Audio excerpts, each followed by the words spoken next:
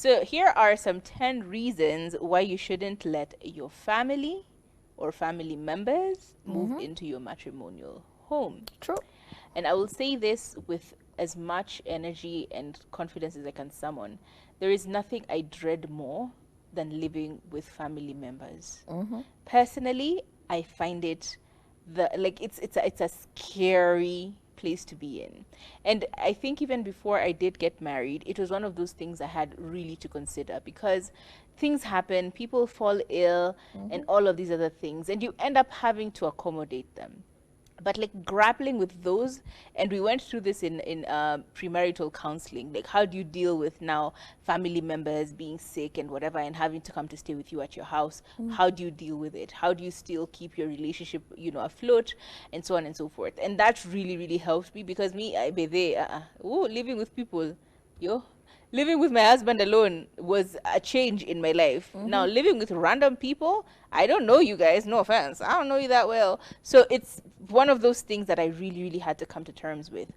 But in as much as it is a difficult journey and a lot of people contest against it, I think sometimes it's necessary. In my personal opinion, I feel like sometimes it's necessary.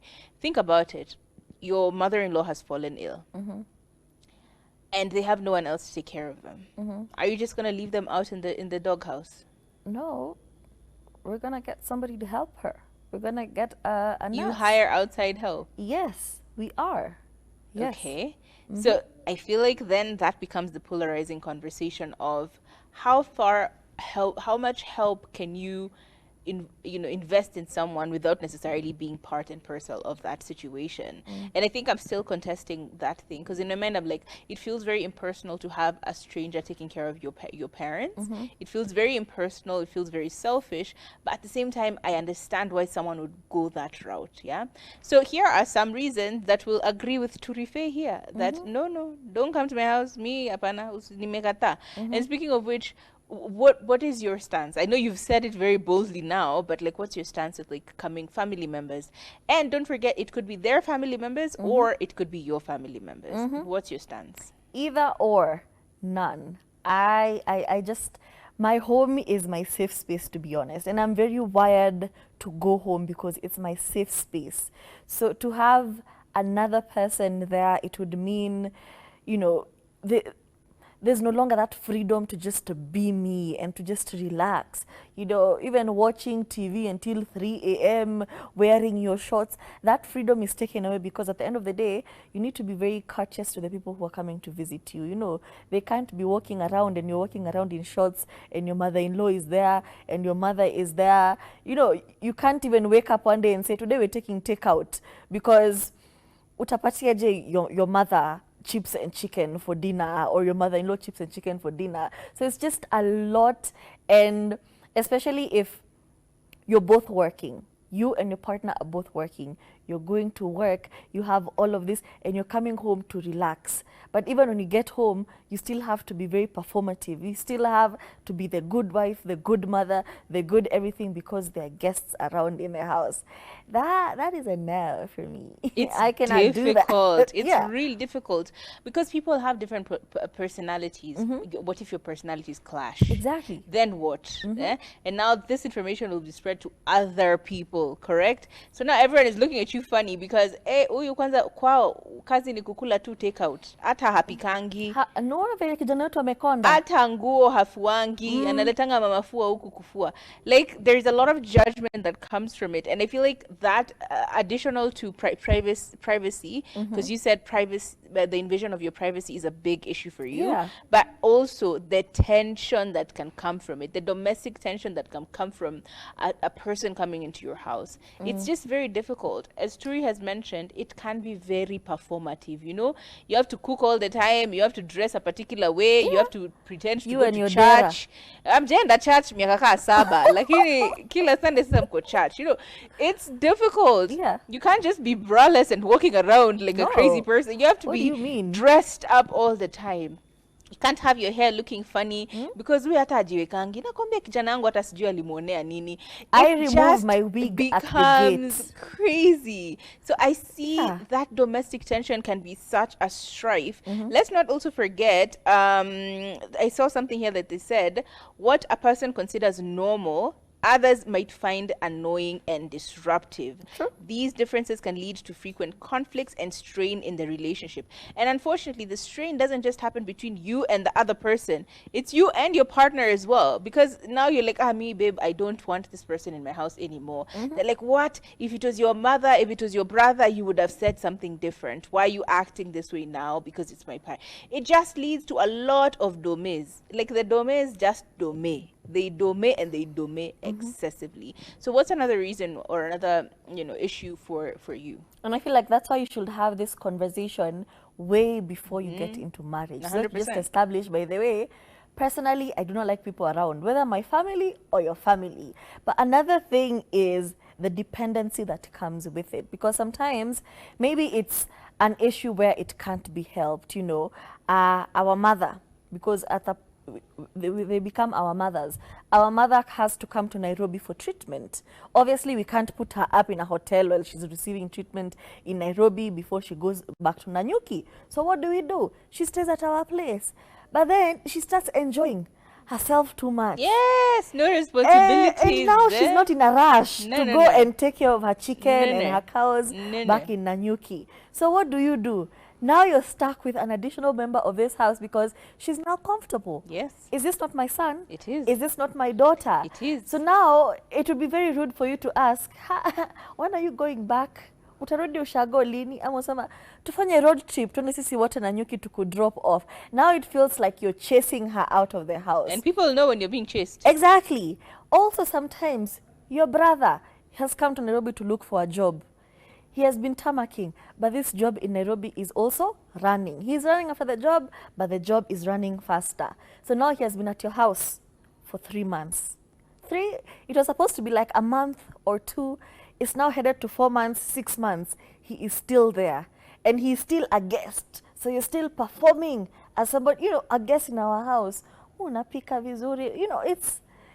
So now imagine pretending to be somebody you're not for 6 months. That is so aggravating. You would be, nitakulipia ka bedsitter, tafadhali. Nitakulipia bedsitter wayakiwe. Just get out of my house. But at the end of the day, you just can't do that.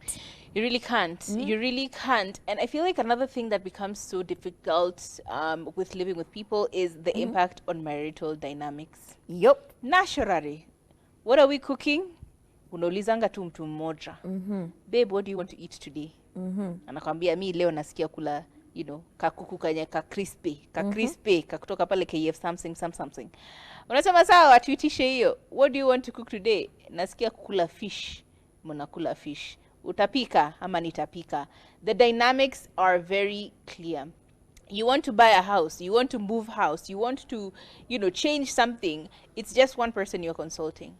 But now when you have someone, especially when it is a parent, as opposed to, siblings, why are you telling me what to do with my life? Bruh, chill. But when it's like, your parents, it becomes very difficult. Inaanza kuwa, ati, na hii gari yenyu imezeeka hivi amnunui ingine, Ama, why do you need to waste money on a new car? Just repair this one. Mnaanza kukuwa na triangle of confirmation, I have to ask my mother, he has to ask his mother, we have to ask our grandmother, we have to ask dededede, lazima tupige simu ushago, kila mtu ajue kile inaendelea, lazima wafikirie kama committee venye tutafanya. It's crazy to have that many loops to jump. It can be very, very intense. You kwanza, how much do you earn? What do you mean, what do I earn? My money is our money, his money is our money. Why are you asking me how much I earn? Because if you're not earning, you shouldn't be, it starts becoming a tall order. So it can be difficult when it comes to the dynamics that are impacted in your relationship. And it's also a huge financial strain. Oh my God. Because, you're a family of 4, but now there's a 5th additional person. And it might not seem like a big thing. It will even seem petty if you're saying, now we are feeding 5 mouths, feeding for 5 5 stomachs. It seems petty, but at the end of the day, mmezoea budget ya 4 people, and sometimes with relatives, I don't know why they always have a huge appetite. My lord, appetite is big. They put a mountain of food, and you guys, you know, you live in the city, you're watching your diet, you usually have the small bowl. Now they start complaining to people at home. Hata unajua Wananinyima wanakula chakula. salad, wanakula salad, wanalala huko naisha niko na njaa.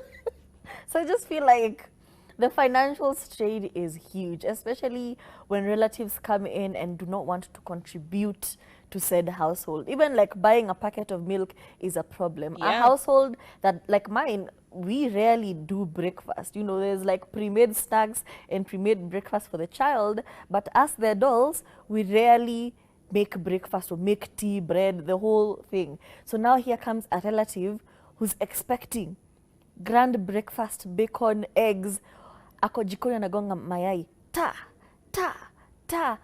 hachi hapo, anaendelea tu, anasema natengeneza omelette the size of a pan. I would die.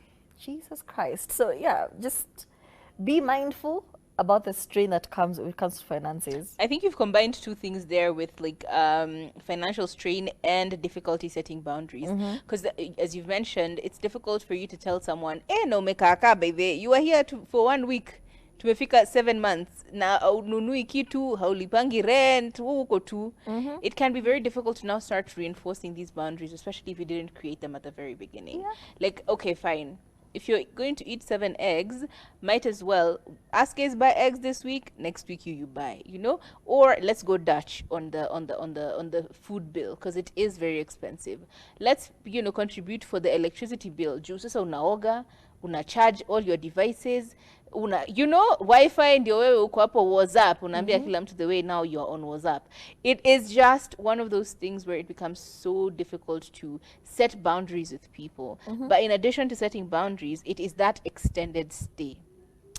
When the person came, they said, I'm only here for 2 days. In fact, nimekuja tu chama, nimekuja sijui kufanya nini kwa bank. Napitia tu. Nimekuja sijui hospitali, sijui KKK. So it's a quick thing. For you, you know, it's a quick thing. They're in, they're out. 1 week later is the maximum. They came, they saw, nyi mnakulanga bacon, na hii economy, na mnakulanga sausages, na hii economy. Nice. Wow. Thank you very much. Thank you very kindly. They're still there. A month later. How am I going to get this person out of my house? And if you're being entirely honest, no one likes people at their house for too long. True. I can keep you around for a bit, but like just for a bit. And the older you grow, the more you realize, bedhe mimi hata ati mmekuja kufanya nini kwangu? Kufanya unarakisha watu waende nyumbani kwao, you know, hata upatiani pombe anymore. By now tutakwanga tumelala. Say unajua bedhe, you know, my husband, you know, baba mtoto anakuja, acha tu, you know, I don't want this person is not getting the message. Wako tu. They are just chilling, very comfortable, not going anywhere. I said, he's coming. Maybe we should cook for him. Who is we? What is this we? When did we become French with a we? Can you come out my house? Get out. But you don't know how to tell them. That's usually another issue. How do you actually tell someone, hey, you've overstayed your welcome? Because if you tell them, bedhe umeka sana bye, you're rude. If you tell them, bedhe, we're going on a trip, why am I not invited? Now they are officially part of your family. How do you get yourself out of that situation? Tricky.